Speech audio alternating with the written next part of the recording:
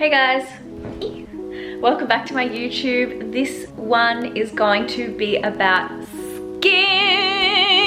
I am wearing full makeup right now. My skin is currently looking like very scabby, which is ew, but that's because I had extraction treatment done 2 days ago, which I will show you in this video what that involves and why. So yeah, you do just get like a bit scabby. And I also had a face peel, so my skin, you can see here, is like cracked and starting to peel, pretty intense. So yes, I've got makeup on. Today I just wanted to give you guys an update on how my skin is going, everything that I'm doing to fix it, because I have noticed a change in my skin. The thing with skin is it takes a really long time to see changes. Like skin cell turnover is 30 days. So it takes time to see change, and it takes a while of implementing things to actually know like what is responsible for what. So I kind of went like really hard with fixing my skin. I was like, okay, I'm going to, oh, this is more comfortable. I'm going to do everything. Like I did all this research and was like, okay, I'm going to hit this from every angle. I'm going to hit it from supplements, topical skincare and treatments, nutrition,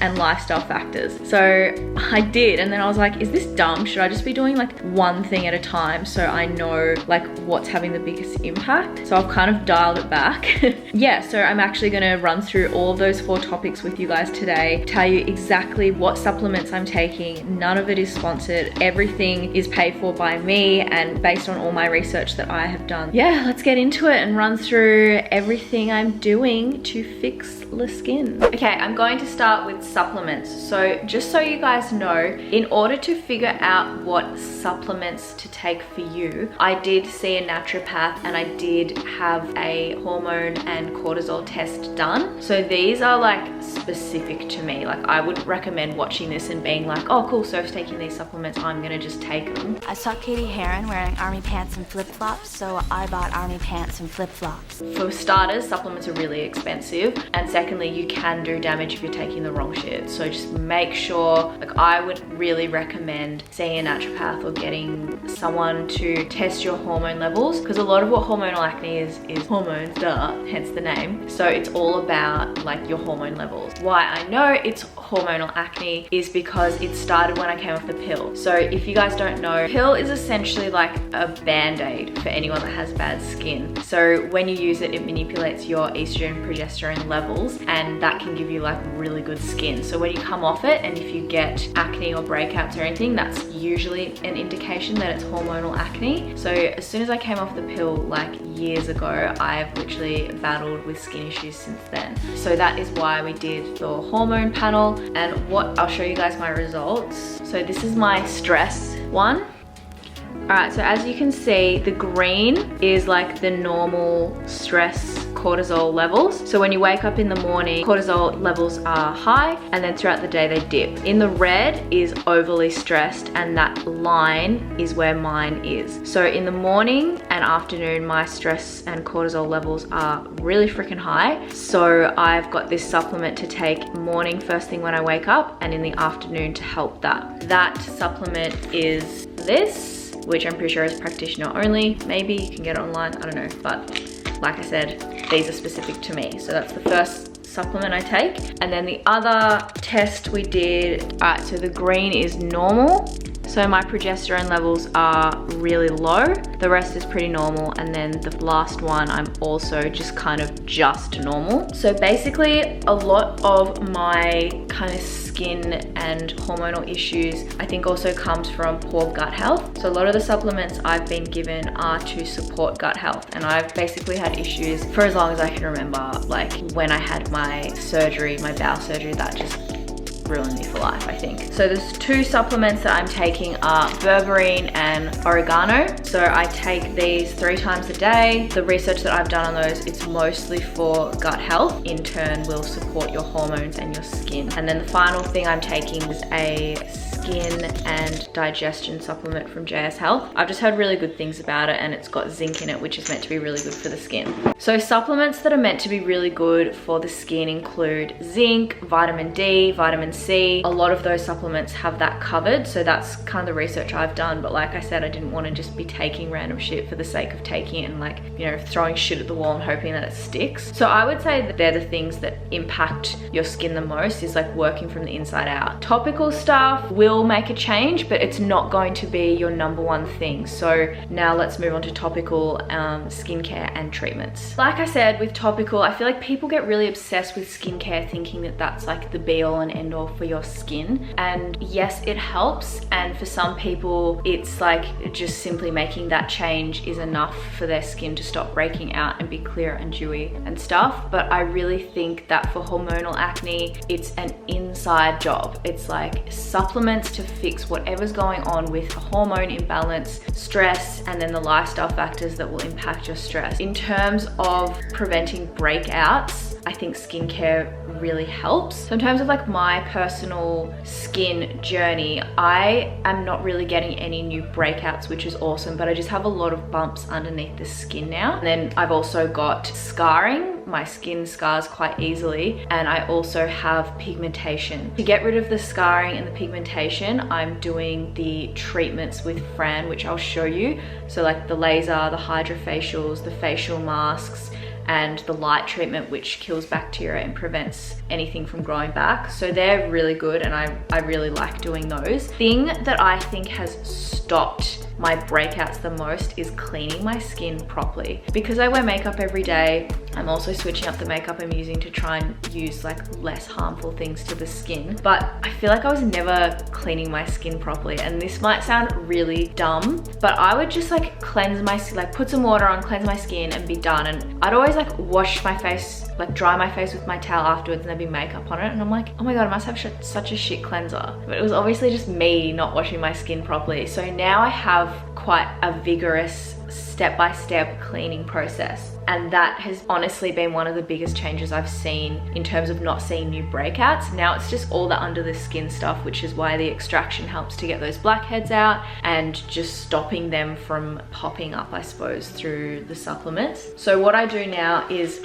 I use this micellar water and just like a pad to wipe all the makeup off. I'll do that like step one, and I'll repeat that. So I'll do that twice to fully remove the makeup off, and then I go in and I cleanse. When I used to cleanse, I would literally wash my face, I'd put the cleanser on, and then I'd just like wash it off. It was like a very quick process. But now, from the research that I've done, it's really worth like taking your time. So for starters, good cleansers are quite expensive. So make the most out of your money. And I also now cleanse twice. So the first cleanse, I really like softly massage in circular motion, start at the bottom, include the neck, and take like 2 to 3 minutes to actually massage it all in and make sure it's removing everything from your face for the day. I do that both day and night, and I use warm water to open up the pores, and I'll do that 2 times. So the cleanser I'm using at the moment is one that I got from Miss Frank. So she stocks this, it's called Synergy Skin. I don't know if it's like a practitioner only one or if you can get it online. And honestly, like there are so many cleansers that you can get, and it's just going to depend on your skin. Basically what you want is something that doesn't leave your skin feeling tight and something that is water based. And then I go in with the same brand moisturizer. I was using so many serums like B vitamin, C vitamin, a lot of active serums, which means they result in something. I was using so many different serums, and I'm like, you know what? I'm just going to totally strip it back and only cleanse and moisturize for a few weeks just to give my skin a break from throwing all these things at it. So that's kind of the phase I'm in at the moment.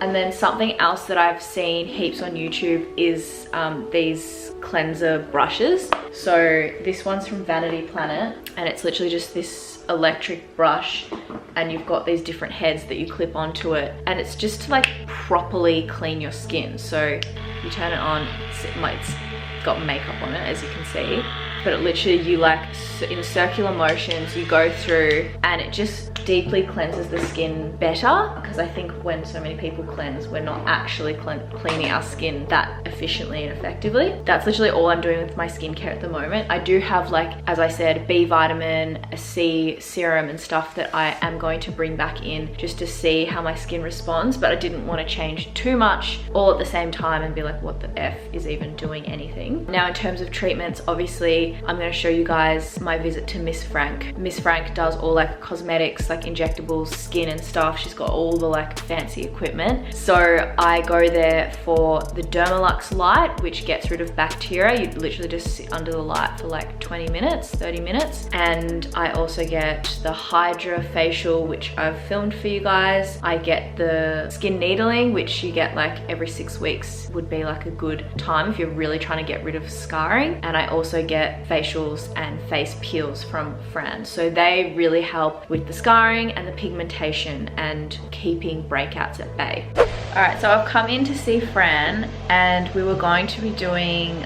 skin needling, yeah. You've got a lot of congestion because it's been a long time between treatments. Yeah.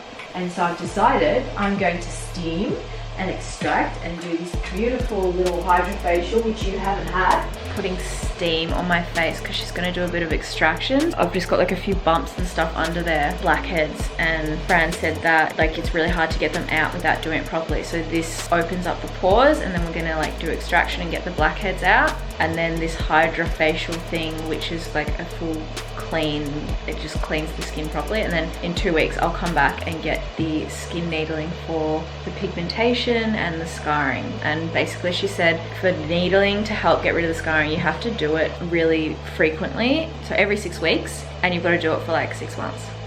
So it's a process. Big ones, they do not come out with skin. Look at that. Can you see that? And look, I know people say don't extract, but this will not come to surface for a really long time. It's very deep. People will be like, does it hurt? Yes, this one does hurt. So afterwards, yes, that is indicative of the pain that I just endured. Just to pick up the surface dirt. Can you feel the suction? Mm-hmm. Is it painful? Not really. It's probably a little bit tender now because you've just had some extractions. Oh my gosh, I was not anticipating that. Little ticker. Okay, here we go. So I'm just going to do the first pass, which is really quick. So what's the blue and white? So the blue is antibacterial, and that's going to help with the breakouts that you're getting. And the white is very, very healing. I'm not putting the red because I think that's just going to stimulate your skin a little bit too much. Because post-light now, I'm going to actually put a really light salicylic peel on you. Send you home. Hopefully in the next couple of days you get a little bit of shedding, and that the salicylic will kind of help with the bacteria and control the skin, the breakouts in that way. Cool. Okay, the light's going to go on. 1, 2, 3.